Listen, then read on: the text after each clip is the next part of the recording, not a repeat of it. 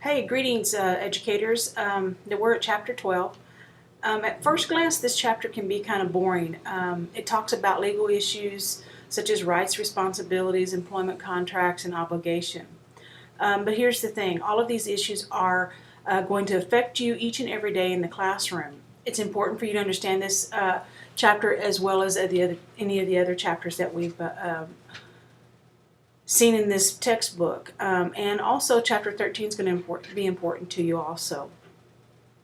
Okay, we all got into education wanting to make a difference in children's lives and other people's lives if you want to be an adult teacher. We all just kind of push all this legal stuff to the back of our head and say, I'll deal with it when I need to. That just doesn't cut it. You need to know your rights and responsibilities before you ever walk into the classroom on your first day. This will protect you from making wrong choices, and it will help you understand where your administration, i.e. your bosses, are coming from. A couple of little stories I want to talk to you about that I've observed over the years with education. I have a friend who got his bachelor's degree right before I did and was in the cohort before I was, and he sacrificed a lot to get that bachelor's degree. His wife worked while he went to school, and many times he had to hitch a ride to school and home after classes. And so finally he graduated and he got a job and began teaching. At some point he had a problem with a male child in his classroom, and this child began to be disruptive, aggressive, and violent. Things got out of hand one day, and this teacher handled the situation in a way that he thought was correct. Unfortunately, his administration didn't think that it was correct. In a long story short, the guy was fired. And so now this gentleman will probably never be able to get a job in education again. So handling aggressive and violent students are something that you're going to be aware of, and you need to know your rights, responsibilities, and the legalities of it towards your school. And so educate yourself before you begin to teach in the K through 12 system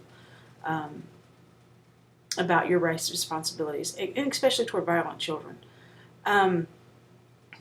Our degree is something that can't be taken away from us, but an education degree is hard to translate to a different profession.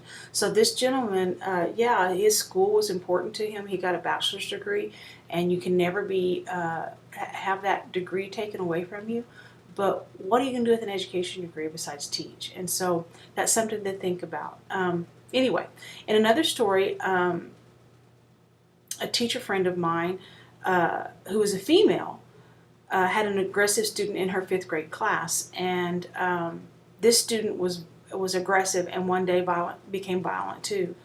The student actually hit her a couple of times, and she kicked him out of class and marched him down to the principal's office, where she thought that she would let things cool off and things would get back to normal and he would come back to the classroom. Instead, the school suggested that she file charges, and so she did at the suggestion of her administration. Unfortunately, what she didn't know is that the charges would be permanently on this young man's record, causing repercussions that will follow him throughout his life, including not being able to ever be able to join the military. So I've talked about this story before. It's just another reiteration that you should know the rights and responsibilities for yourself, but also the repercussions that will happen to your students when you make decisions that are legal decisions for them too. She told me that if she had known that this student would have those repercussions following him throughout his life, that she would have made a different decision about filing charges. But since she didn't know the law, there was and it was an experience that was unfortunate, and she has always regretted it and still regrets it, and wanted me to reiterate to you as a student the importance of you understanding the law on your behalf and on your students' behalves. Okay, one more little story and I'll let you go. This is really not about legalities, but we are talking about, we did have a discussion at some point about cell phones and texting and stuff like that in school. My nephew got into a situation at the Carlsbad High School this year that involved his cell phone. One week at breakfast, he and his friends were predicting the future and joking around, and each morning they would decide what was going to happen to that day that they could predict would happen on campus that day. One day, one of them predicted that they would see a fight before lunch, and they did. And so the next day at breakfast, they said that they predicted that they would see two girls kissing at lunch, and it happened. One day at breakfast, one of them said that they would have a bomb threat at school that day, and they laughed. Then they went to class. Sometime that morning, one of them, not my nephew, texted the other two, which one of those boys was my nephew. There was 3 boys involved. Anyway, one of the boys texted the other two saying that there's a bomb. And in that text, he included the letters LOL for laugh out loud, right? It was a joke. Well, my nephew forwarded the text to one of his friends, and the other text receiver forwarded the text to 5 people and changed his name in the from menu. The student that received my nephew's text showed it to some of his friends, and a teacher got involved by wanting to know what the commotion was when they were all looking at the text on the phone. Anyway, the teacher took the phone, and you guess the rest. School was halted, a bomb threat was declared, and it became an uncontrollable situation. These 3 students had no ideas the repercussions that were going to happen from this seemingly innocent joke.